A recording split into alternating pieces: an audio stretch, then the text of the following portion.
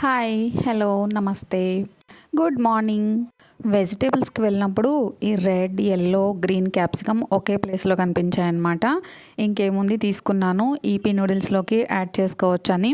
నాకు తెలుసండి noodles unhealthy అని, అయినా అప్పుడప్పుడు చేసుకోవచ్చు. ఇలా ఎక్కువ వెజిటేబుల్స్ యాడ్ చేసుకున్నామంటే అన్హెల్దీని కూడా కొంచెంలో కొంచెమైనా హెల్దీ చేయొచ్చు కదా.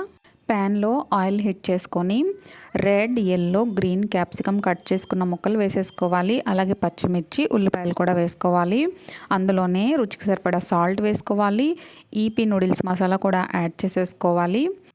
ఇందులోనే స్వీట్ కార్న్, పచ్చి బఠానీ కూడా యాడ్ చేసేసుకొని అన్నిటినీ బాగా మిక్స్ చేసేసుకొని క్యాప్సికంలో ఉన్న క్రంచీనెస్ పోకుండా 1 to 2 మినిట్స్ పాటు లైట్గా కుక్ చేసుకోవాలి.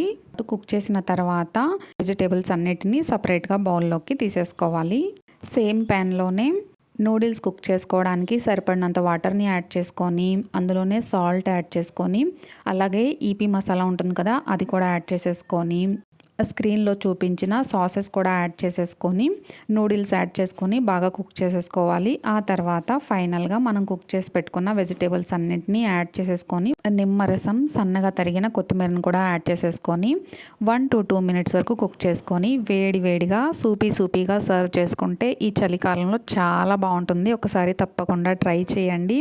చూస్తున్నారు కదా, tasty yummy Yippee noodles masala ready అయిపోయింది. Thank you so much for watching. Take care, tata, bye. Video నచ్చితే లైక్ చేసి ఛానల్ని సబ్స్క్రైబ్ చేసుకోండి.